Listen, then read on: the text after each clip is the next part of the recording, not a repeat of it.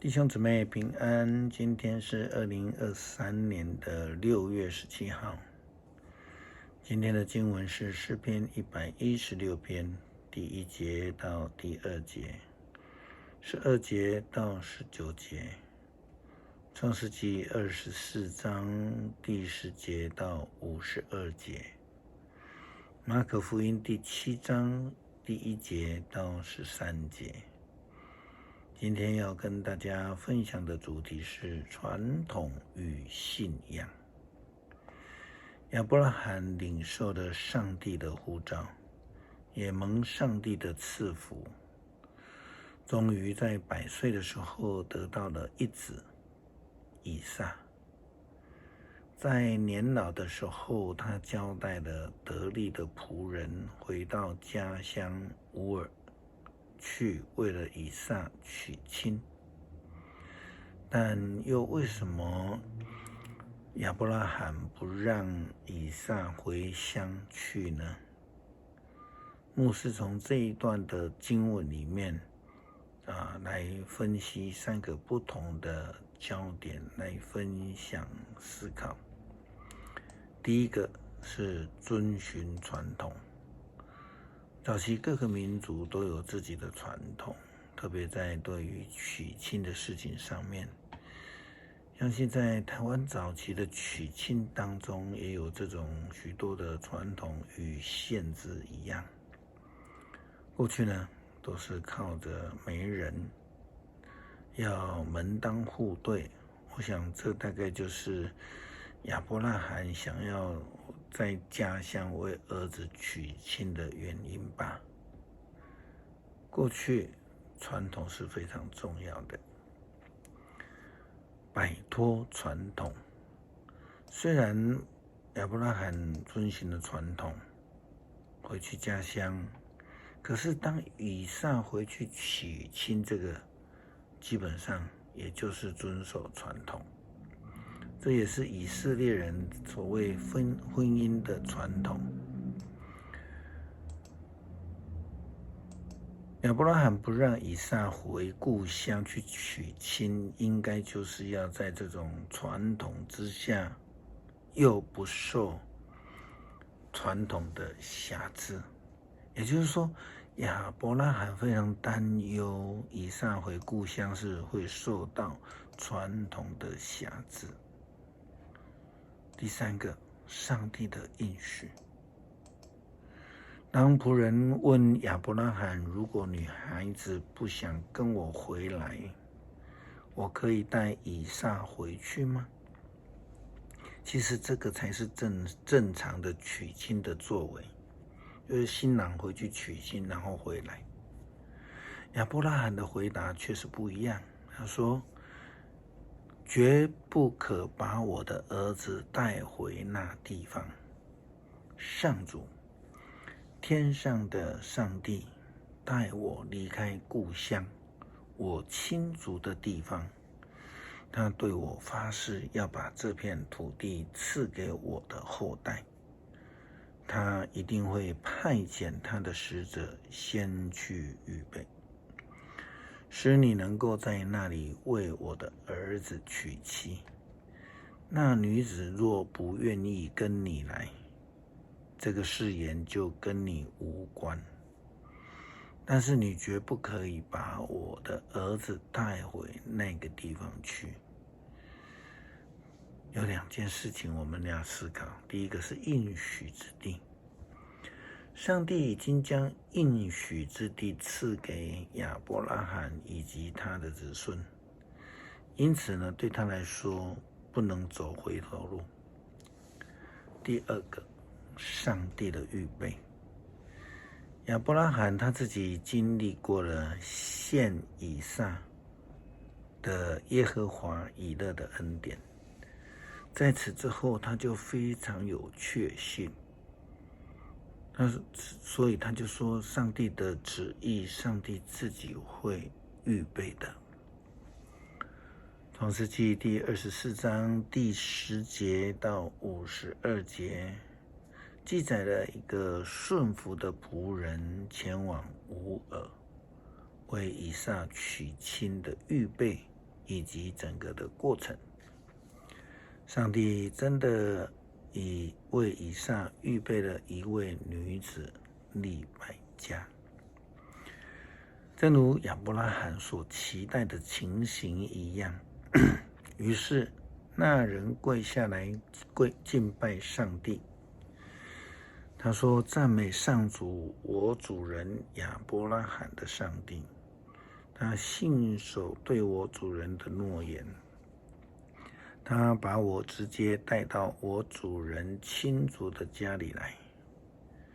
拉班和比土利回答：既然这事是出于上主的安排，我们还能说什么？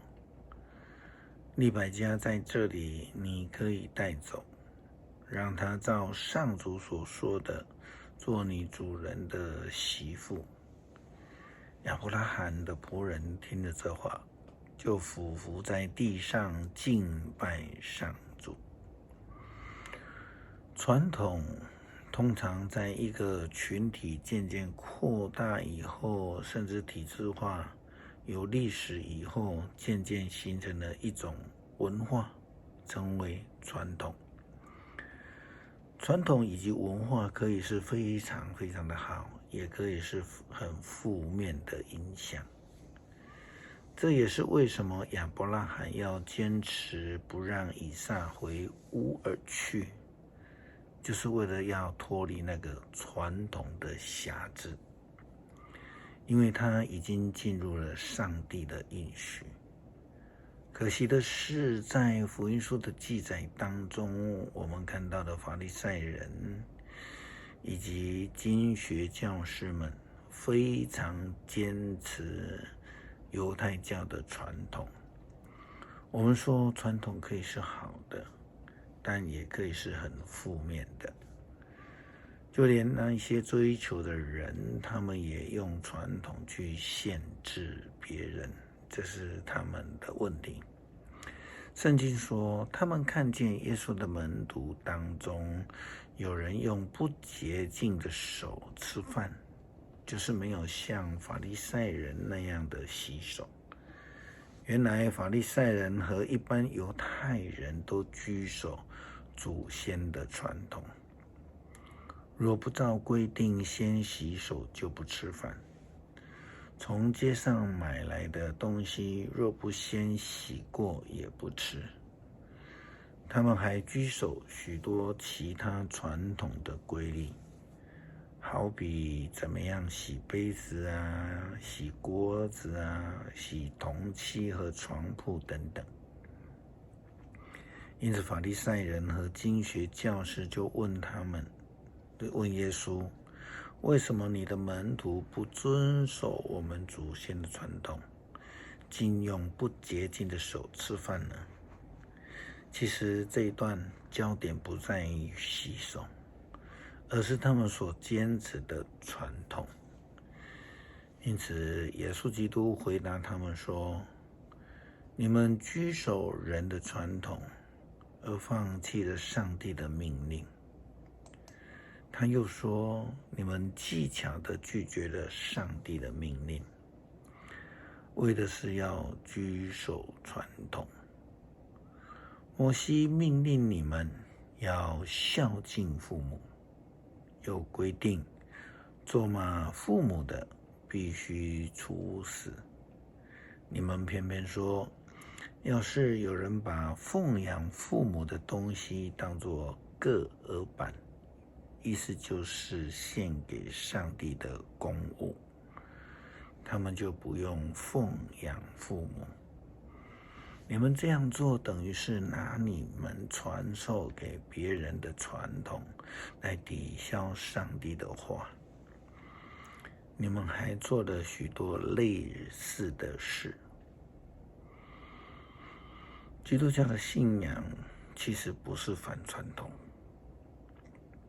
而是要在那个传统的优点上面来敬拜上帝，继续活出上帝的赐福。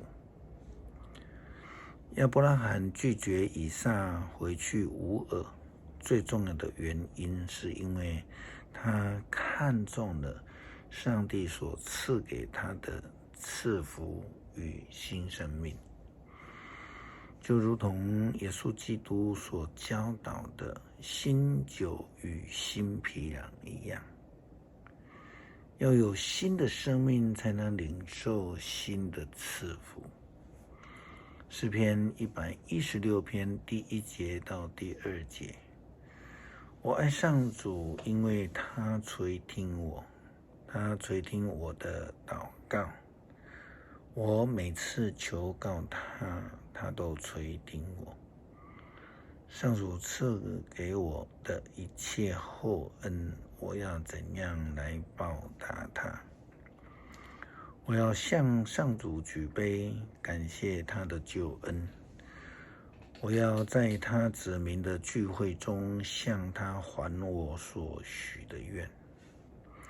在上主的心目中，他的一个子民的死去是多么可痛惜的事啊！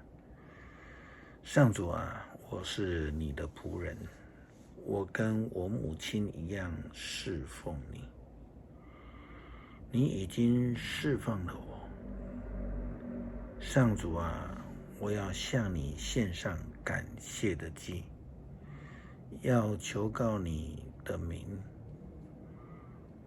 我要在你子民的聚会中向你还我所许的愿。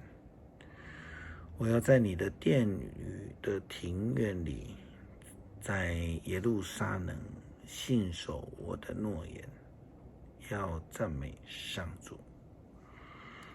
感谢上帝，让我们在信仰上，在信仰团体里面能够建立起良好的信仰文化与传统。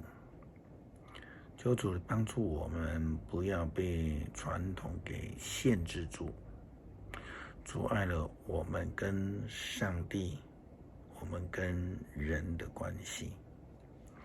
感谢祈求，奉主耶稣基督圣名求，阿们。